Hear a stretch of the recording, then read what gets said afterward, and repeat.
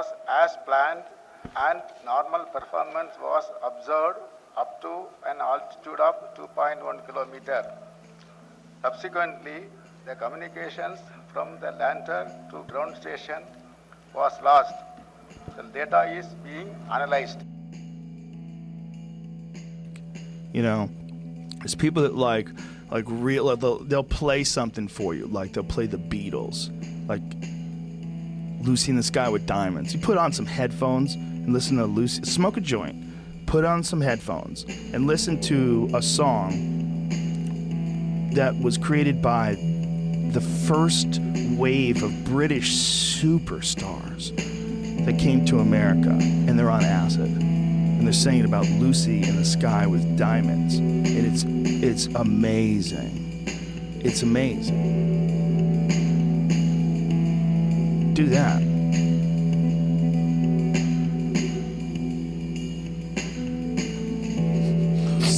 Right now? Do you want us to do it right now? Just think. I want to think about this for a second. Just imagine.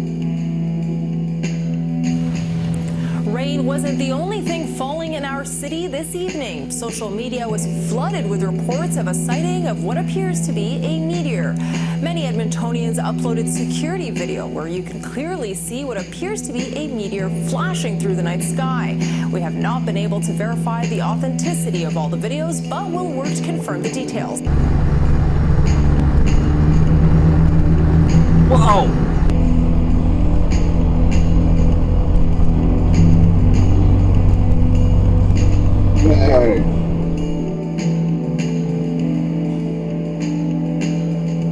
How much warning do you think we'll get if an asteroid is headed for Earth? Well, you know, it depends on where it's coming from. I've been told by some of the people out at the planetarium or the Space Science Center in Moorhead that if it's coming from the sun, we won't know. That's what they told me, you know, when I was talking to them, because they wouldn't be able to see it right away. Now, maybe I'm wrong on that. The space science is not my field of expertise. I just know bits and pieces of it, but that's what they told me. It matters on where it's coming from in the sky. I've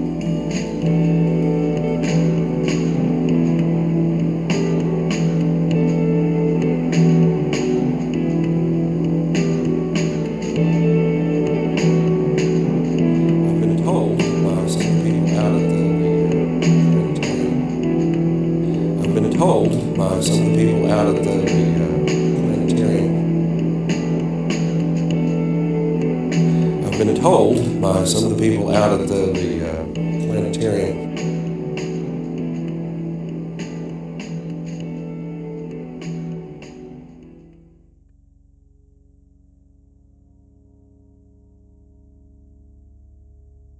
What does it mean when seeing a clip of Joe Rogan wearing a NASA top talking about Lucy in the Sky with Diamonds, when that's like the most entertaining thing you've seen all week? I don't know if entertaining is even the right word, but contains more poetic irony than anything I've seen lately. Stoned out of his mind. Just says so much. It just felt like a good thing to throw in with the other recent asteroid-y related things. The Indian moonlander that they lost contact with, and all these little space dramas going on. The sci-fi reality show. And that's probably about as good of a segue as I'm ever gonna come up with to talk about this for whatever reason.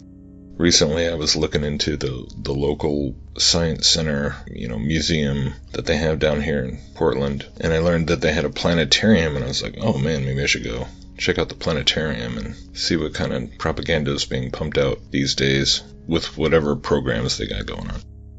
And one of the things, I almost went and saw it, actually. I thought about it for a while, but it's this show called Mesmerica, and it's like this psychedelic experience that's put to the music of this pan drum performer guy named James Hood. Yeah, James Hood. So he's this, it's totally new age, of course, and, they've been doing stuff like Pink Floyd laser shows and stuff like that for decades, but this has kind of taken it to a whole new level because, of course, modern planetariums aren't just like what it was when I was growing up, where you had like a little metal ball in the center of a room with a light bulb and little pinholes in it that made the stars. But now it's all, 3D projected onto like a dome, basically a screen that like encapsulates your whole field of vision. So this Mesmerica show is, sometimes he does it live, but then I think the local one, it was just a recording of the music. But yeah, I decided not to go because I was like, I don't really need to go just to be like, like how intense is this in terms of basically replicating probably about the closest thing you could get to a full-blown psychedelic experience without doing any drugs or meditating and having that altered state. It's like replicating it, but as close as you could. Of course, it's designed to be able to, be a meditative aid. So that's the scary thing, and of course that's why I definitely don't need to expose myself to something like that, just to see how, just to get a first-hand taste of the whole thing, because there's plenty of stuff online, and even that's kind of dizzying enough. I probably would have to leave after about 5 minutes, so yeah. Even for journalistic purposes or whatever, it just didn't seem worthwhile. Because, of course, to watch it on a video is just not the same as being there in person, and there's all the, the meditative music, and then the visuals that, like, fill your field of vision, and you just lie back on your back. And, of course, I was instantly struck by just the crazy metaphor. Like, what a perfect representation of so much of this crazy stuff that what we've been talking about for a while now. This whole idea of a false pseudoscientific evolutionary lens put over the sky, right? Whereas the Bible says that the heavens declare the glory of God, and the skies proclaim the work of his hands, and the fact that he is creator has been made obvious to everyone who's ever lived and looked up at the sky, basically, which is pretty much everybody. But yet now people look up at the sky and they see planets and they see distant galaxies and they see endless wonder and possibility and other life out there, and they see a mystery. The skies became a mystery school, basically, when you go back to Pythagoras and his obsession with like the music of the spheres and trying to quantify like all the motions.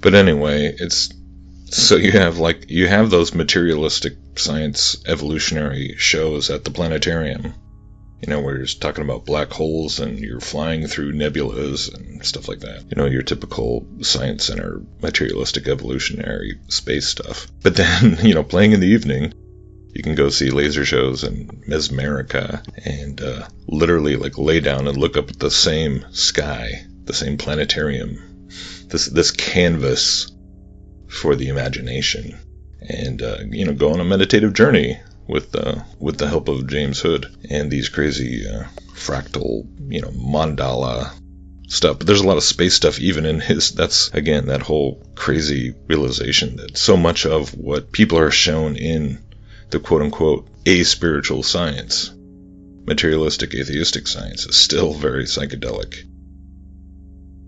It's like watered down psychedelica. You got the full-blown extreme here, but you're flying through portals and you're flying through black holes, and I mean it's like, yeah, this is astral projection through VR. It's like VR astral projection for the quote unquote normal folks. And I find myself thinking about these things, and it just seems insane after a little bit. And you're like, what?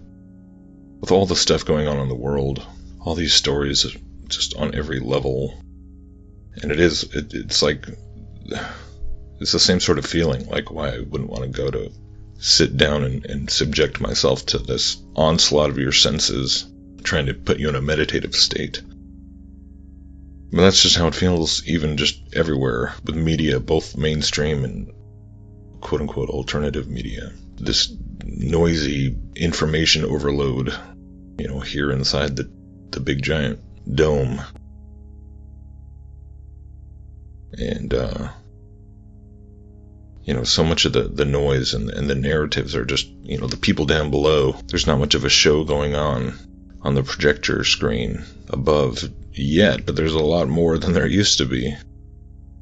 So you've got stuff like, satellites and probes and going back to the moon and all this stuff where it's literally just people believe it because they see a television footage of people in a room staring at screens with little numbers on the screen, and that's that's proof that there's this object millions of miles away landing on some meteor or moon or whatever, other planets.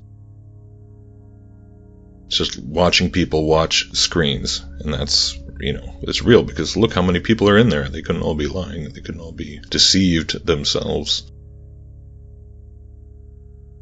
It's like that little can sway millions and billions of people in the world. That little amount of actual evidence. But then you turn and you think about things that really do happen in the sky, whether they are storms and hurricanes and tornadoes, or especially from this crazy planetarium cosmology, whatever, enclosed cosmology. I shouldn't call it a planetarium because I think that would confuse people, but there is more things happening. When a burning bright light falls through the sky, and we all go, oh, that's a meteor, that's a rock from outer space burning up in the atmosphere. But now you don't believe in space. Yeah, so what is that? Is it a physical thing? Is it a chunk of the firmament burning up? I mean, who knows, but Lucy in the sky with that. Who's Lucy, Joe?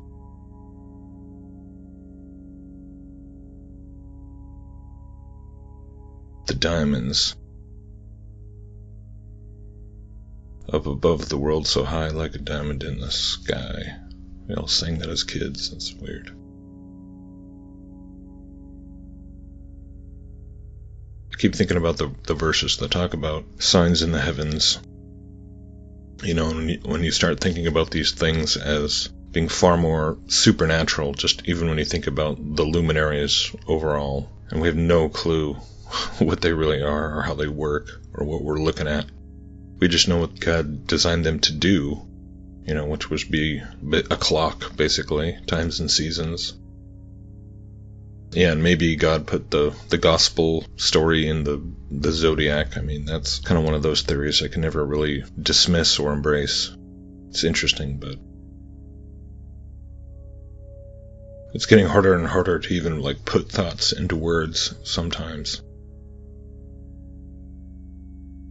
It's like your brain never stops going, but the words just become harder to find every day.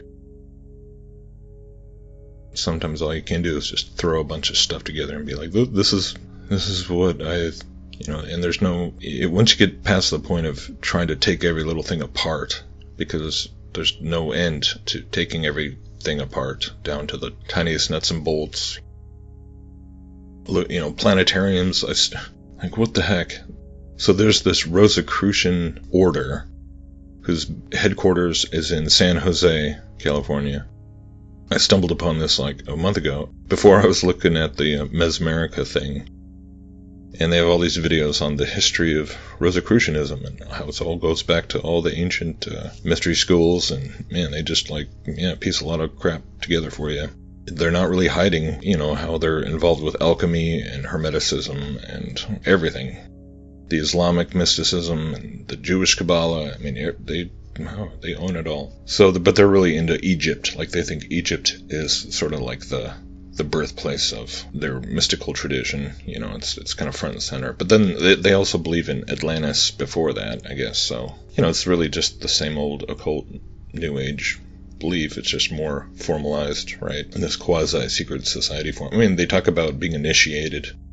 You gotta be initiated just like the Masons and everything. And they openly admit that they, pull from the Mithraic traditions with Mithraism, their initiations, and then the Elysian mysteries of Greece or Eleusinian. I hear it spelled both ways.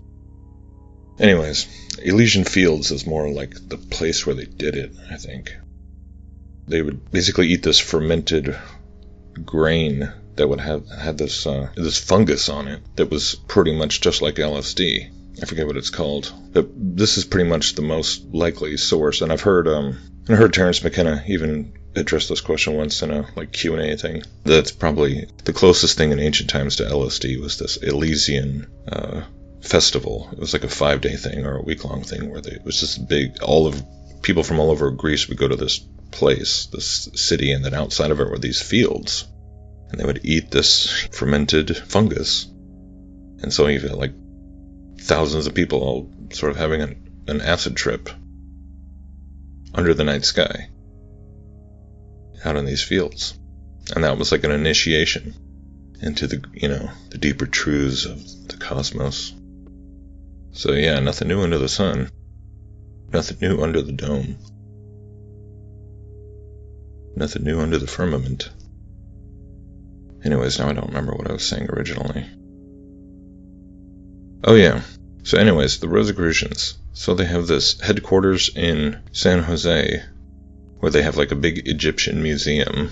One of the biggest collection of Egyptian artifacts anywhere on the West Coast is in this Rosicrucian museum. And then like a museum on the history of Rosicrucians and their whole occult, heritage. And they have a planetarium, which was built quite a while ago. It's like one of the oldest ones in the Bay Area, I think. Which is interesting to me, like why people that are so deep into just pan-occultism, something like Rosicrucianism. And yeah, that was one of the things they had to build, was a planetarium. I mean, these are not materialistic, what we would call secular humanists, with with so much of creationism in the churches thinks that we're battling against, Darwin and all that. These guys are way past all that, and yet they're motivated to build a planetarium as part of spreading their satanic message. So yeah, it is a trip. It's a weirder trip than any other trip to now see everyone else like tripping out on lies. They don't even have to see there. It doesn't require you laying on your back or staring up at the Mesmerica show or doing LSD. And those things are crazy dangerous. But then there's just the watered down, the microdosing, the stuff that just lives in people's belief systems. People being mesmerized just by the worldview that they have. And it's like 24/7. You can't leave the theater. You can try. You can try and turn down the volume, cover your ears. It just keeps going.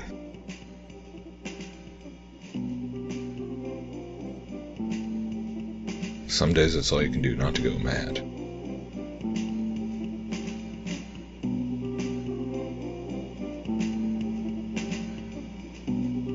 Let me ask you, could you identify anti-Christianity today? Could you do that? Most of the fundamentalists in Greenville could not do that. To them, the enemy is only secular humanism. That's as much as they know. I'm no friend of secular humanism. But let me tell you, secular humanism cannot do what the religious apostasy has done to America and is doing to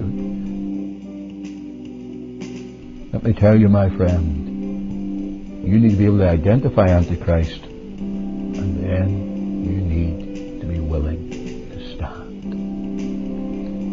Now that brings me full circle.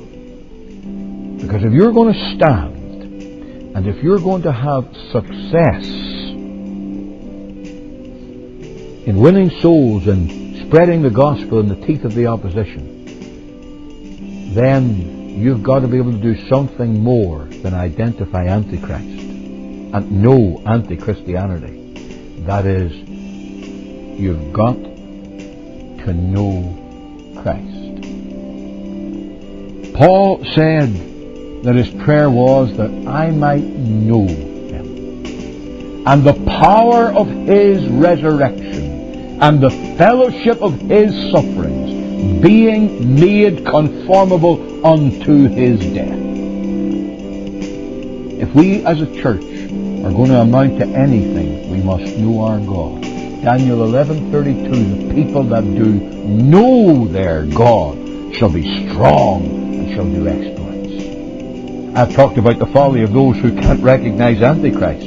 There's an equally great folly of people who never do anything else but write books about Antichrist, and they're against this, they're against that, they're against something else, they're constantly against something or other. And maybe the things they're against you should be against, but they can never point you to Christ.